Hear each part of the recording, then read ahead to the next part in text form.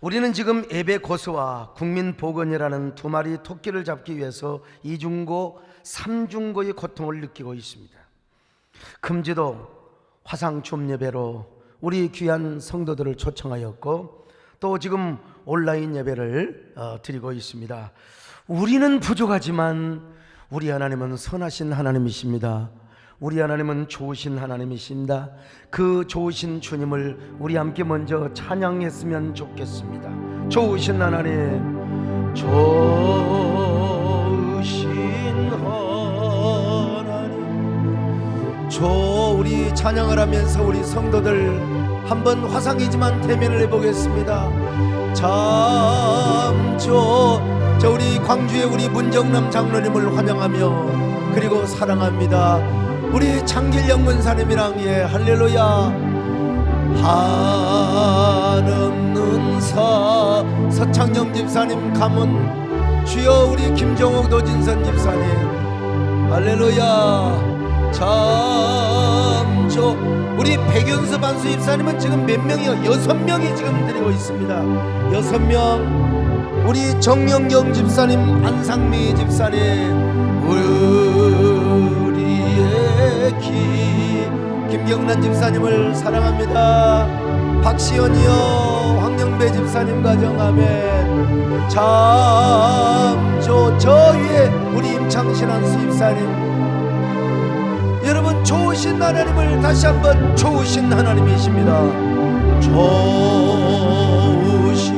최수건 고수미 집사님 가족들이 이렇게 귀한 예배를 드립니다.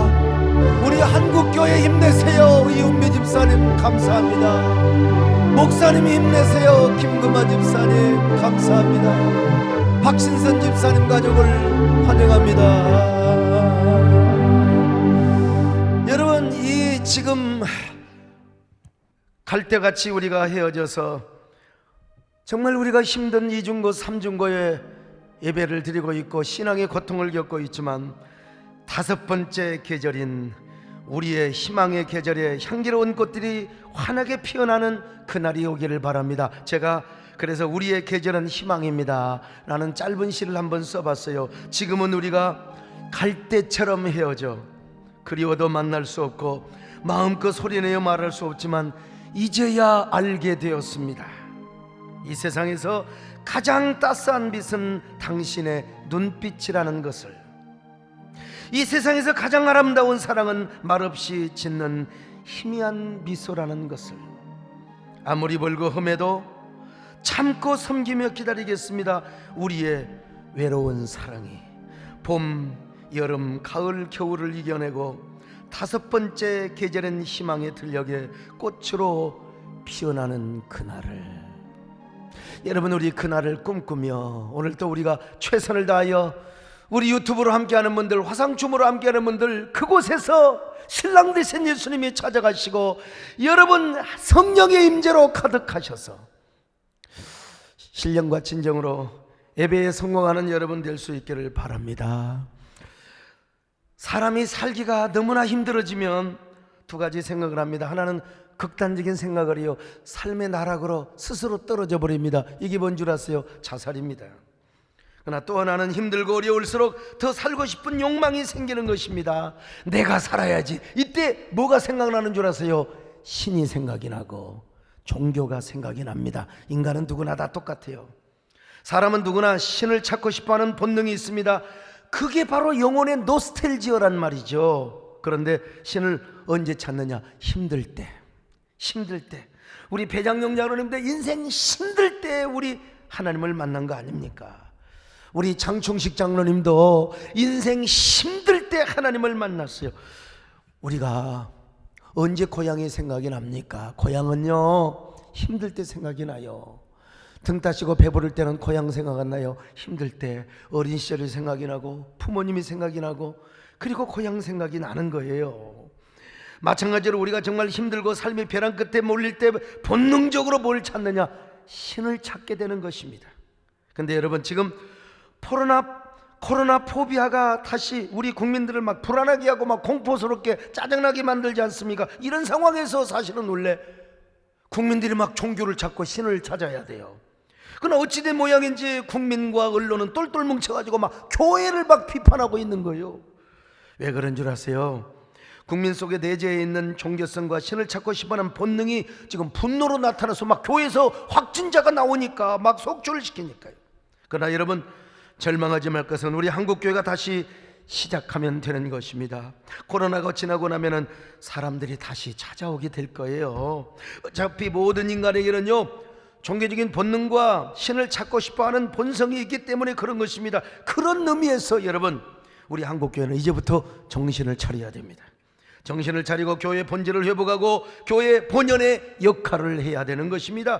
세상이나 타종교와 완전히 차별화되는 진정한 교회의 진짜 모습을 보여줘야 되고, 하나님을 섬기고 교회 안에서 기적이 나타나고 능력이 나타나는 이런 교회의 본 모습을, 사도행전 2장에 같은 이런 교회의 모습을 우리가 보여줘. 그러면 부흥의 기회는 다시 옵니다. 반드시 우리 한국교회 부흥의 기회는 다시 온다는 거예요.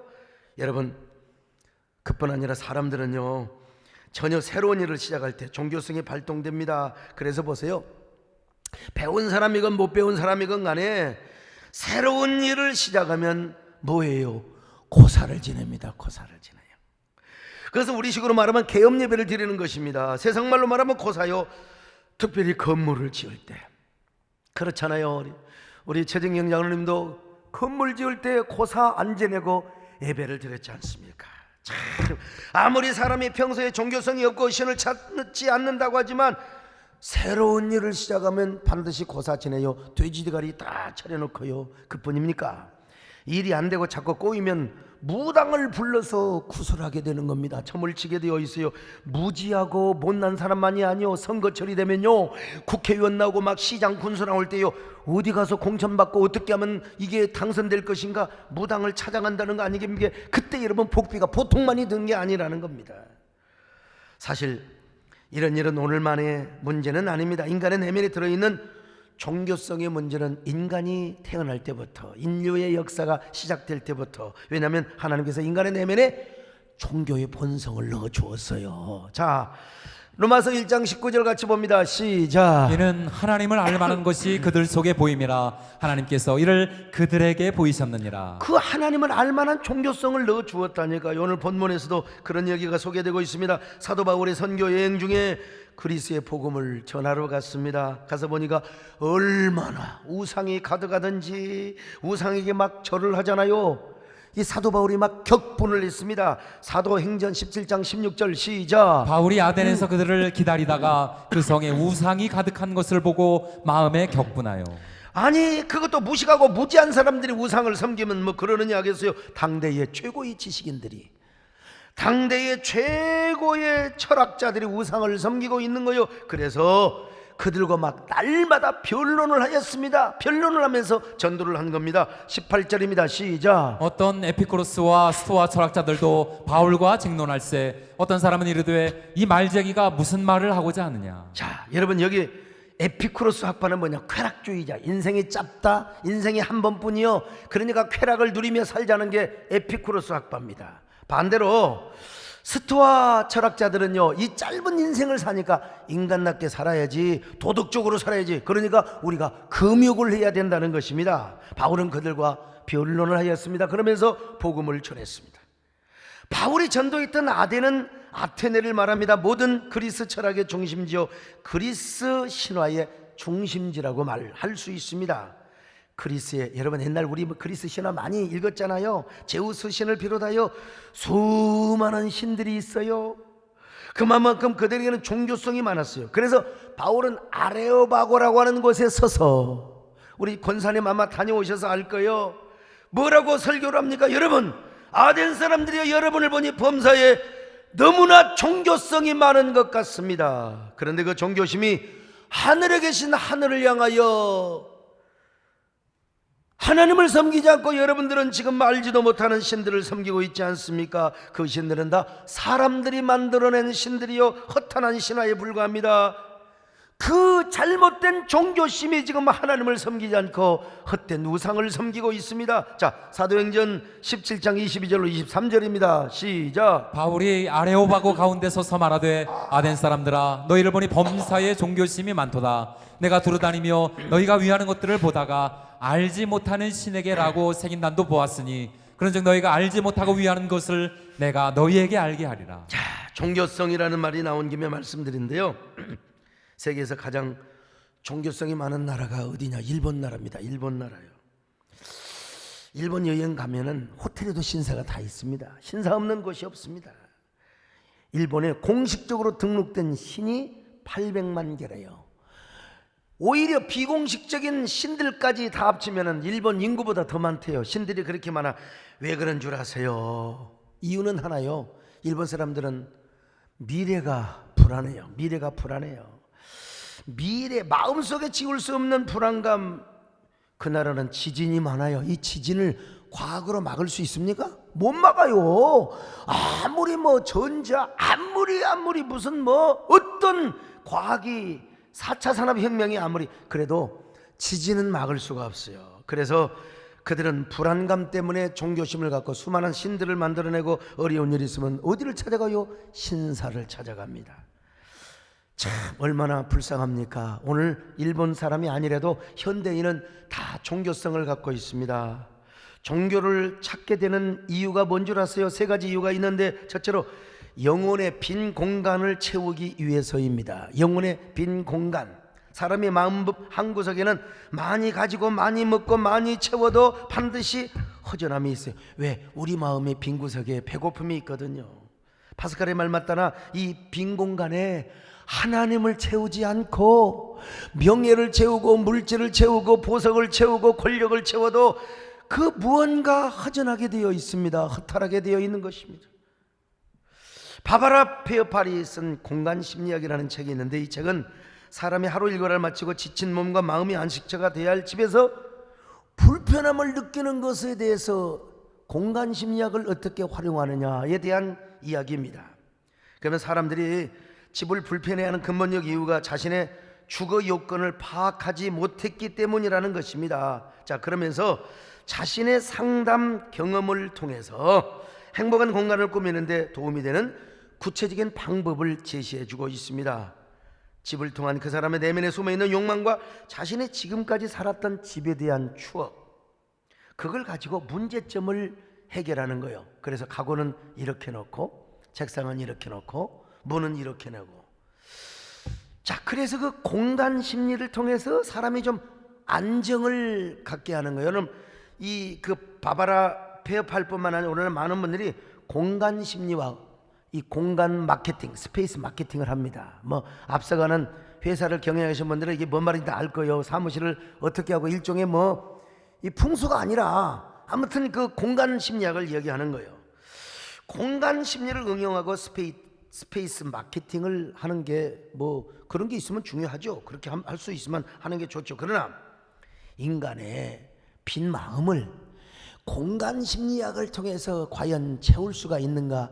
아닙니다, 여러분. 어느 정도는 안정감을 줄 수 있을지 모르지만, 아이고 사무실에 가구는 어떻게 두고, 뭐 우리 손장로님 사무실 제가 가봤습니다만은 공간을 잘 활용하면 좋기야 좋지요. 그렇다고 해서 우리 마음의 빈 공간이 채워지느냐? 그건 아니죠. 파스칼의 말대로 우리 마음 깊은 공간에 주님이 채워져야 돼요. 주님의 생명, 주님의 은혜가 채워져야 되는 거요. 인간의 허물은 절대로 채워질 수가 없어요. 제가 신학교 시절에 정말 인상 깊이 들었던 노래가 있다고 하지 않습니까? 내 젊음의 빈노트에 무엇을 채워야 하나. 이게 진짜 가사가요, 너무너무 이게 장욱조 목사님이 작사 작곡한 거요.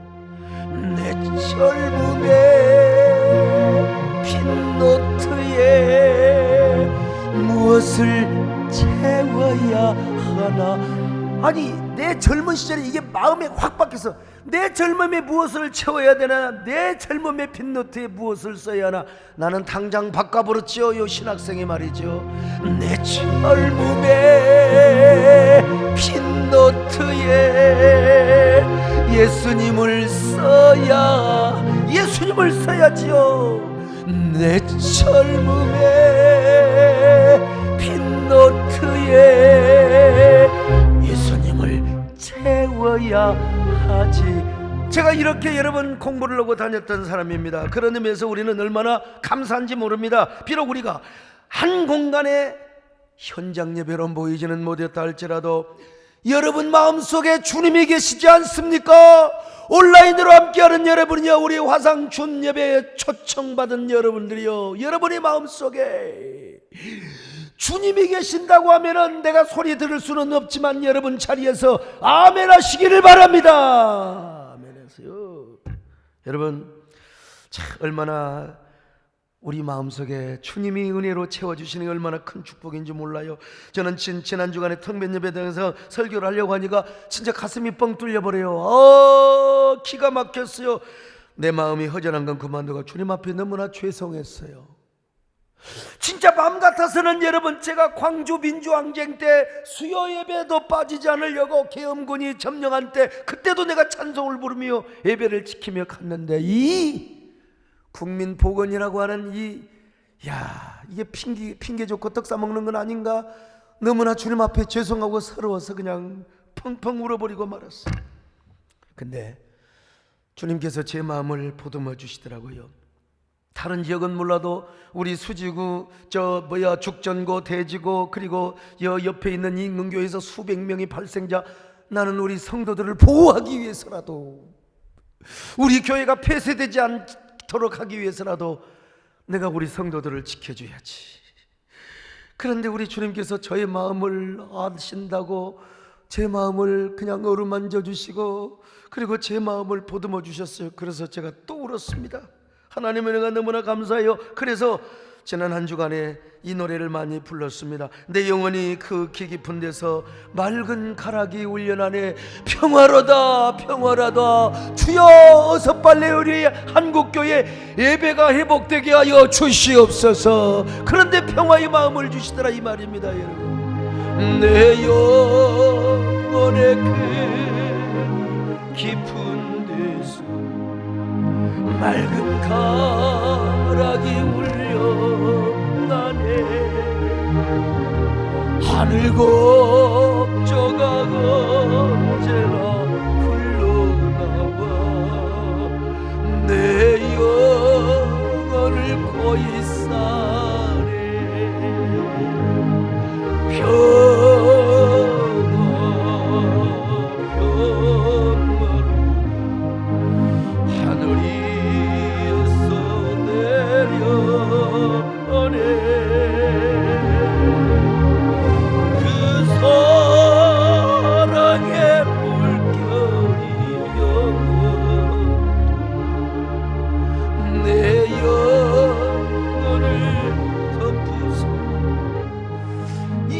최고의 인문학자 이어령 교수님이 이런 말씀을 하셨어요. 지성에서 영성에서라고 하는, 지성에서 영성으로라는 책에 나온 이야기인데, 그런 깊은 존재적 외로움 때문에 글을 쓰기 시작했다는 것입니다. 나는 20대 때부터 돈이나 가난 또는 권력이나 전쟁에서 비롯된 소유의 결핍보다는 생명의 결핍, 존재의 결여에 대한 그 틈을 메우기 위해서 글을 쓰고 또 글을 썼습니다. 여러분, 그 어르신도 인생의 텅 빈 공백, 마음의 공허한 공백을 메꾸기 위하여 글을 썼어요. 그러나 글을 쓴다고 인문학이 채워집니까? 그러다가 마침내 예수님을 만나게 된 것이죠. 프랑스의 시인 오르탕스 블루라는 분도요, 시를 쓴 이유가 뭐냐? 자신의 빈 공간을 채우기 위해서였다는 것입니다. 인생의 빈 공간이 너무 커서 시를 썼대요. 그래서 그는 사막을 보라라는 시를 썼어요. 그 사막에서 그는 너무 외로워 때로는 뒷걸음질로 걸었다. 자기 앞에 찍힌 발자국을 보려고. 이런 시를 쓰며 그는 자신의 마음 깊은 빈 공간을 채우려고 했지만 아무리 시를 써도 시가 자신의 마음을 채워주지 못하더라는 거예요.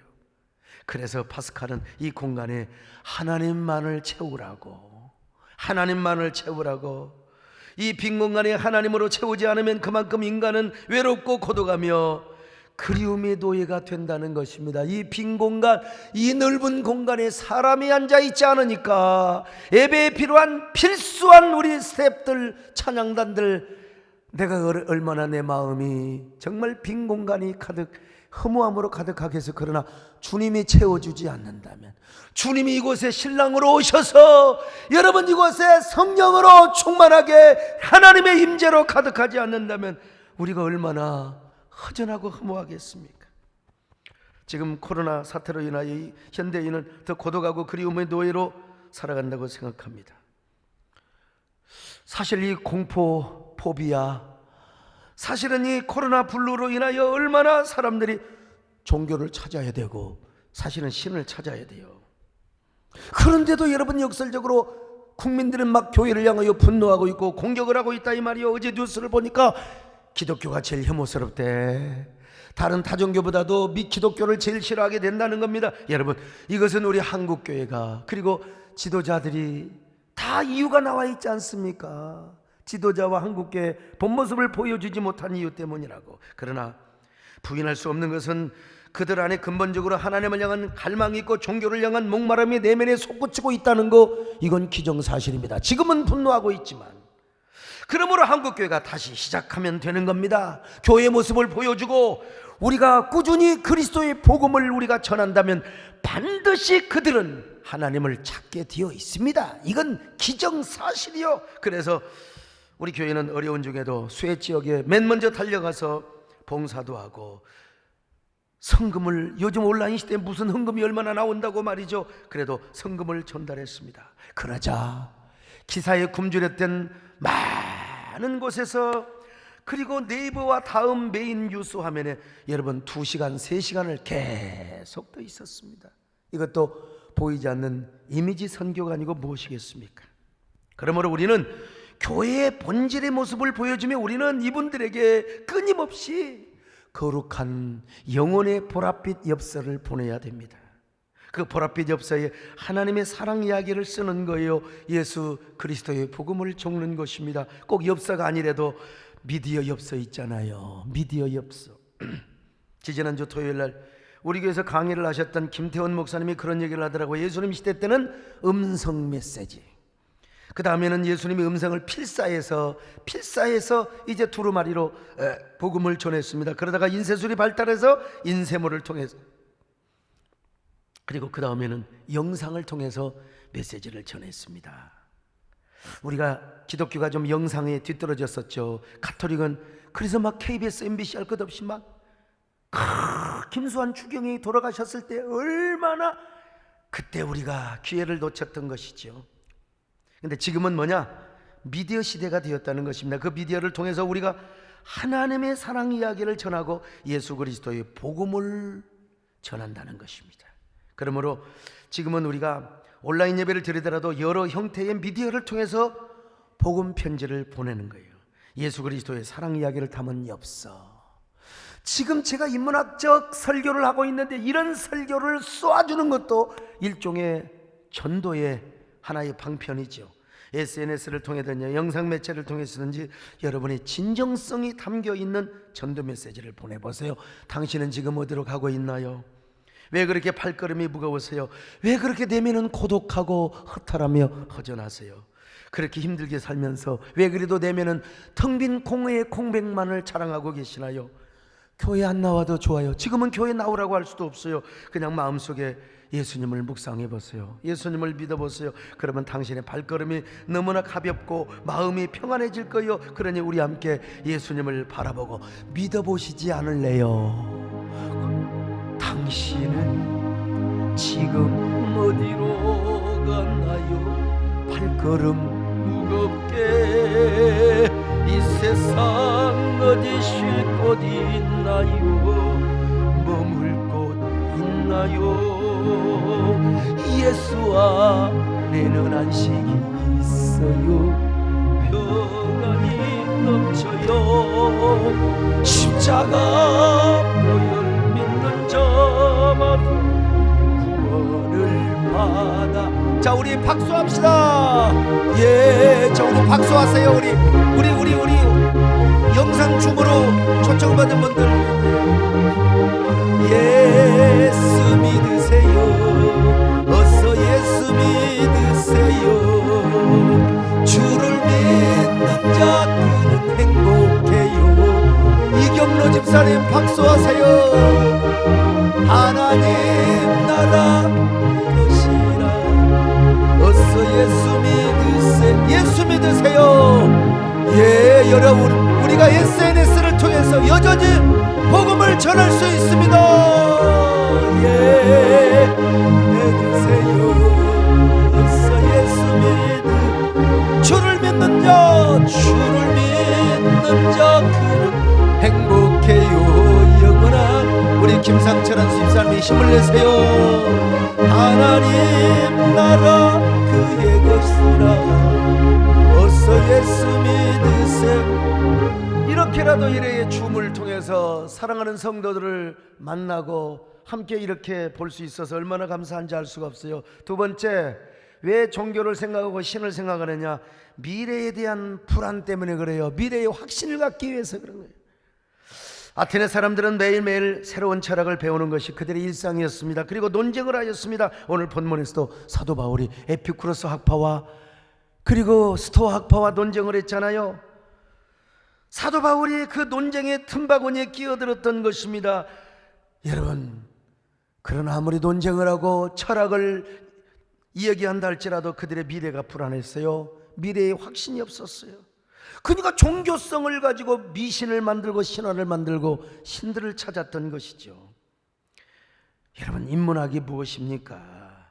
인문학이란 그리스에서 후마니타스라고 했는데 이 말을 직역하면 인간다움이요. 그러니까 여러분, 인문학은 뭐요? 인간다움을 추구하는 학문입니다. 사람이 태어났으면 사람답게 살아야 된다는 거예요. 근데 여러분, 아무리 문학을 통해서 철학을 통해서 예술을 통해서 인간답게, 그래서 여러분 토요일 날이면은 지금은 온라인 이 코로나 때문에 아무것도 못하지만 다 여러분 세종문화회관이요 예술의 전당에 가서 인간답게 살려고 우리 알지도 못하는 막 바이올린하고 그냥 오케스트라, 그래도 그들은 인간답게 살기 위해서 그런 예술의 전당을 찾는 겁니다. 그러나 여러분, 그런 예술의 전당, 세종문화회관, 문화예술이 우리의 미래를 해결해 줍니까? 우리의 미래의 확신을 줘요? 그렇다고 인간의 미래에 대한 불안이 없습니까? 천만의 말씀이요. 그래서 그렇게 인문학을 즐겨했던 그리스 사람들이 미래가 불안하기 때문에 종교를 찾았던 거예요. 신을 찾았던 겁니다. 미래가 불안하니까 여러분 신화를 만들어내고 신들을 찾게 되었던 것입니다. 여러분, 근데 얼마나 우리는 감사해요. 예수님을 만나는 자에게는 우리 하나님께서 우리 삶의 미래를 보장하여 주심을 믿습니다. 무슨 일을 만나든지 하나님께서 합력하여 선을 이루게 하시고 우리를 좋은 길로 인도하세요. 선한 길로 인도하세요. 복된 길로 인도하세요. 로마서 8장 28절 같이 보실까요? 시작. 우리가 알거니와 하나님을 사랑하는 자 곧 그의 뜻대로 부르심을 입은 자들에게는 모든 것이 합력하여 선을 이루느니라. 그렇습니다. 모든 것이 합력하여 선을 이룬다. 지금 고난을 당해도 이것이 나중에 선이 된다는 거예요. 그러나 세상 사람들은 미래가 불안해요. 미래가 불안해. 그 두려움과 불안한 분노로 변하여 지금 한국교회를 향하여 지금 막 그냥 계속 공격의 화살을 붓고 있습니다만은, 그러나 여러분 두려워하지 마십시오. 우리는 절망하지 마십시오. 모든 것이 합력하여 선을 이루어요. 반드시 여러분 우리에게 기회를 주십니다. 한국교회에 기회를 주신다니까요. 여러분이 지금 나가는 고난도요 반드시 합력하여 선을 이루게 하시고 반드시 하나님께서 복된 길로 인도해 주신다는 것입니다. 여러분, 우리가 지금요 예배를 한두 주 두세 주 온라인으로 드린다 하더라도 예배가 궁극적으로 초토화되느냐? 천만의 말씀이요. 우리가 하나님을 섬기는 신앙의 본질을 잘 소유하고 있으면 초대교회를 보세요. 흩어져도 문제가 있고 모여도 모이면 더 좋고 핍박이 오면 흩어져서 가정 단위로 예배를 드리고 말이죠. 우리가 여러분 교회의 본 모습을 가고 신앙의 본질을 잘 회복하면서 쉬지 않고 복음을 전하면 되는 겁니다. 사람들이 언젠가 교회로 돌아와요. 아무리 안티크리스찬도 살다 보면 힘들고 어려운 일 당해봐요. 병 들어봐요. 여러분 병원에 가서 안 돼. 교회를 찾게 되어 있는 거요. 다른 데 가서 해봐도 안 돼. 목사에게 와서 안수받고 기도받고 여러분 고침받으면 그 사람 예수 믿게 되어 있는 거요. 여러분 나는 우리 이렇게 해서 여러분 교회가 부흥된 거 아닙니까? 나는 반드시 하나님께서 우리 예배를 회복시켜 주시고 우리 교회를 회복시켜 주실 줄로 믿습니다. 코카콜라 설립자 캔들러의 이야기를 아십니까? 그는 한때 알코올 중독자였어요. 잘생긴 분 일자리를 잃고요. 인생을 비관하며 그날도 술에 비틀거리며 집으로 향하고 있었습니다. 그런데 하늘로부터 벼락 같은 소리가 음성이 들렸어요. 자신을 죽이는 사람만이 성공할 수 있노라. 자신을 죽일 수 있는 사람만이 성공할 수 있노라. 그 순간 그의 아내가 뭐라고 있었냐? 남편을 위해 기도하고 있었어요. 지금까지 남편에게 예수 믿으라고 전도해 왔어요. 그런데 어느 카이로스 하나님이 정한 때에 캔들러가 하늘로부터 벼락 같은 음성을 들었어요. 그래서 아내의 전도로 예수님을 믿게 됩니다. 그저 하나님께서 캔들러에게 아주 헐값으로 음료수를 제공하고 판매하는 회사를 매입하게 하셨습니다. 바로 그 회사가 코카콜라 회사였습니다. 처음에는 재정난으로 어려움에 직면하게 되었습니다. 신앙의 결단을 합니다. 신앙의 결단은요, 남자보다 여자가 잘합니다. 선장님 그렇죠?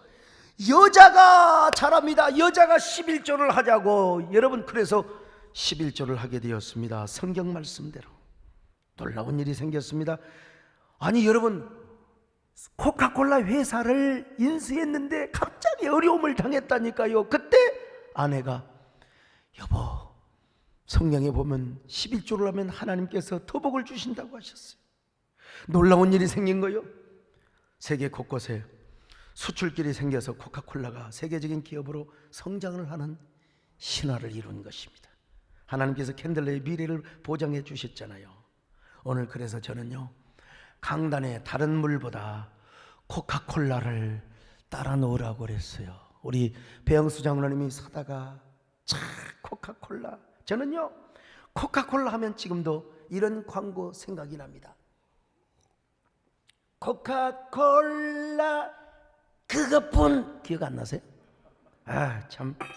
오늘 우리 화상 줌 예배 드리시는 분들, 온라인 예배 드리시는 분들 오늘 점심 드실 때 콜라에다가 밥을 말아 드시기를 바랍니다. 코카콜라 그것뿐 있잖아. 몰라요? 기억 안 나세요? 아 이거 하면 또 방송에서 잘릴지 모르겠다. 아무튼 여러분 캔들러처럼 예수를 잘 믿으시기를 바랍니다. 그리고 캔들러처럼 11조를 잘 하시기를 바랍니다. 여러분요 현장님에 못 나와도 아이고 뭐 그냥 오늘 말씀만 들으면 되지 그게 아니고 온라인으로 11조를 송금해야 돼요. 11조로 여러분의 삶을 역전시키시기를 바랍니다. 이 어려운 때에 나는 이런 간증을 좀 했으면 좋겠어요. 목사님 이 어려운 때에 우리 사업은 이렇게 더 부흥했어요. 코로나에 전혀 영향을 안 받았어요. 그래서 나는 11조를 드립니다. 더 많이 드립니다. 나는 우리 교회도 이런 간증을 했으면 좋겠어요. 비록 지금 비대면 예배를 드리지만 오히려 우리 세대된 교회 헌금이 더 많이 들어왔고 더 재정적인 증거가 이루어졌다고 나는 이런 간증을 좀 했으면 좋겠습니다. 여러분 우리가 주님 앞에 그리고 주님 안에 존재하면 무엇이 걱정이겠습니까? 주님 안에 있으면 그 어떤 환난도 걱정도 없습니다. 지금 우리가 어떻게 칼대처럼 갈기갈기 찢겨 헤어져 있어요. 지금 이게 우리나라의 현실입니다. 그래서 어떤 사람은 한국교 예배가 초토화될 것이라고 천만의 말씀, 나도 그런 걱정을 한때, 그러나 우리 하나님 반드시 우리 교회를 회복시켜 주실 줄로 믿습니다. 우리 예배, 한국교 예배를 회복시켜 주실 줄로 믿습니다. 여러분 다시 교회가 부흥되는 놀라운 반전의 기회를 허락해 주실 거예요. 여러분 그러므로 우리가 더 주님을 붙잡으시길 바랍니다. 더 역설적으로 헌신하시길 바랍니다. 우리가 비록 지금은 보이지 못하지만 캔들러처럼 온라인으로 예배하면서 오늘 여러분 다 11조 송금하시고 그리고 감사헌금 송금하시고 오늘 1부 때는 2부에 기도하고 2부 때는 3부에 기도하고 3부 때는 3부에 헌금 온라인 보고받아 4부 때 기도하고 쭉 하고 있습니다마는 주여 주 안에 있는 나에게 딴 근심이 있겠습니까? 주여 우리 모두 주 안에서 언제나 주여 흩어져도 향기로운 예배를 드리게 하여 주옵소서. 그리고 공간은 다르지만 서로 예수 그리스도 안에서 영혼의 공동체를 온라인으로 이루게 하여 주시옵소서. 주 안에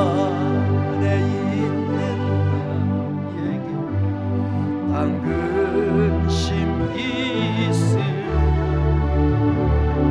십자가 밑에 또 한 번 얼굴을 마주 봅시다.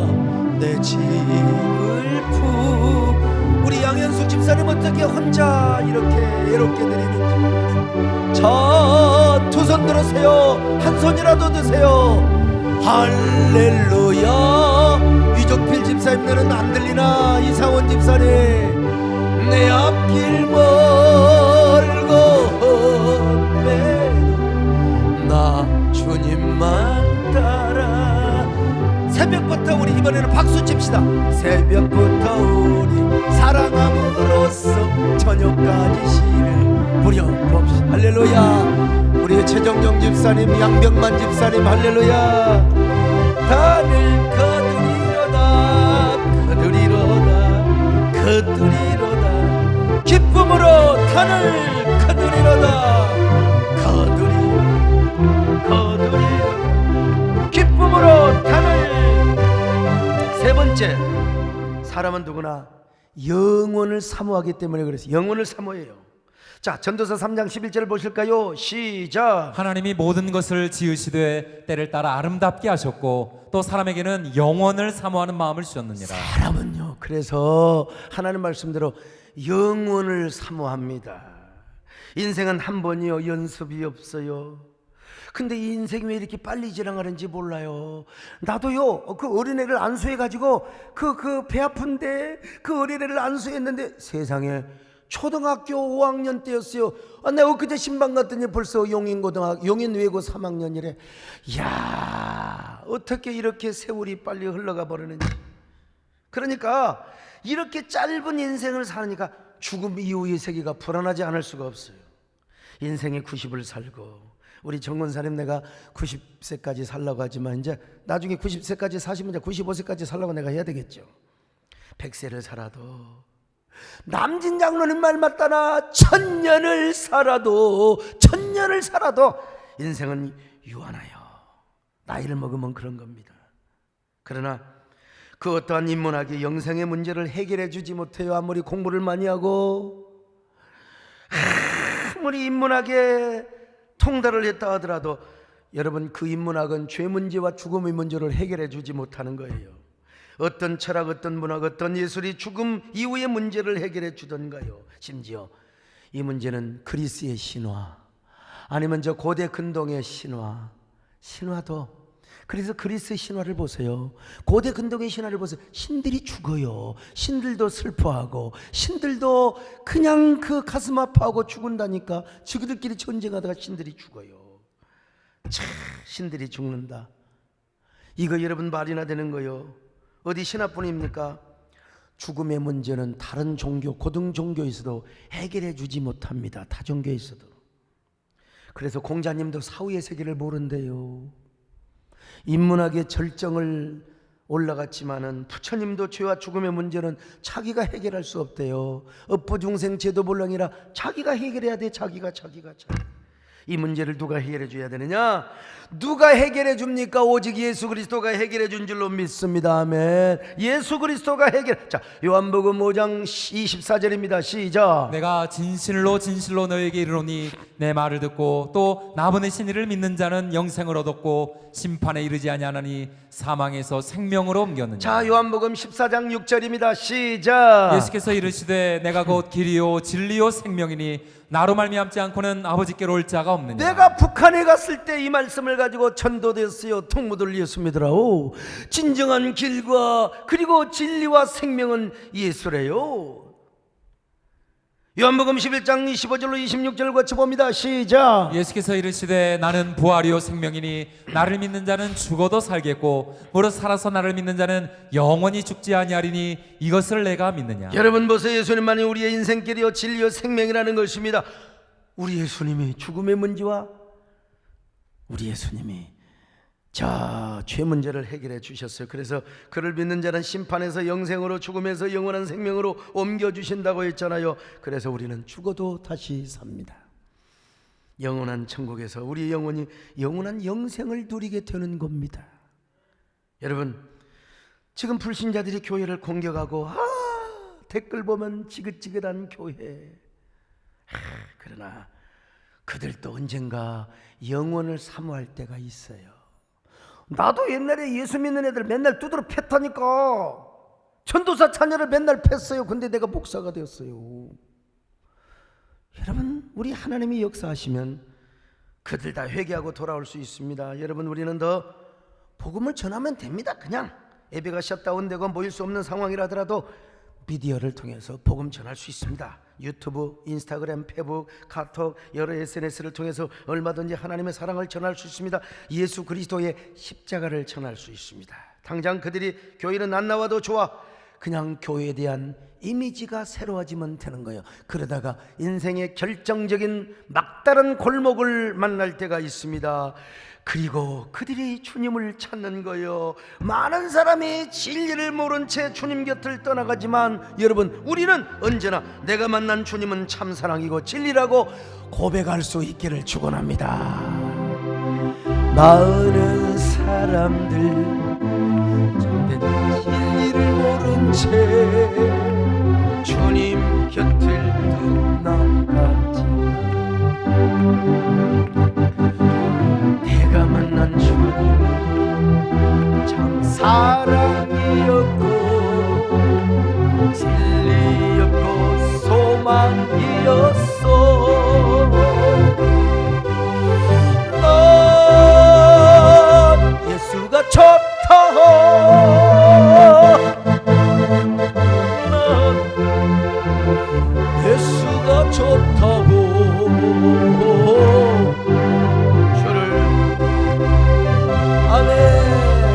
베드로 고백처럼 예수를 사랑한다오. 그대가 만일 참는 행복을 찾거든 예수님을 만나고 그분으로 인하여 참평을, 그분으로 인하여 평안을 얻으며 나와 같이 고백. 나머지 후렴은 집에 가서 부르시기를 바랍니다. 여러분, 그러므로 이럴 때일수록 우리가 희망을 가집시다. 예배가 회복되고 교회가 세워지며 다시 부흥되는 그날, 오히려 사업장과 직장이 더 잘되고 우리의 가슴이 더 하나님의 은혜와 축복으로 회복되는 그날, 다섯 번째 희망인 다섯 번째 계절인 희망의 계절에 저 희망의 들녘에 향기롭고 화사한 꽃들이 피어나는 그날을 꿈꿉시다. 그런 주인공들이 되시기를 주의 이름으로 축원합니다. 아멘. 하나님 아버지, 지금 국민들이 교회를 향하여 공격의 화살을 퍼붓는 있는 것 같지만 그럴수록 우리가 교회의 본질을 더 찾게 하시고 하나님을 섬기는 신앙의 본질을 더욱더 회복하게 하여 주옵소서. 텅 빈 가슴의 소유자들, 미래의 불안을 떨쳐버리게 하여, 그리고 영혼을 사모하는 사람들이 언젠가 병들고 힘들고 인생의 막다른 골목에 닥칠 때 교회를 찾을 줄로 믿습니다. 우리가 이때를 예비하여 능력을 소유하게 하여 주옵소서. 우리 종들이 하나님의 교회 모든 우리 사명자들이 능력으로 무장하게 하여 주옵소서. 그래서 영혼의 추수를 하는 그런 전성기 희망의 계절이 올 수 있도록 주여 그 계절을 우리가 누리게 도와주시옵소서. 우리 모두에게 합력하여 선을 이루시는 예수 그리스도의 이름으로 기도드리옵나이다. 아멘.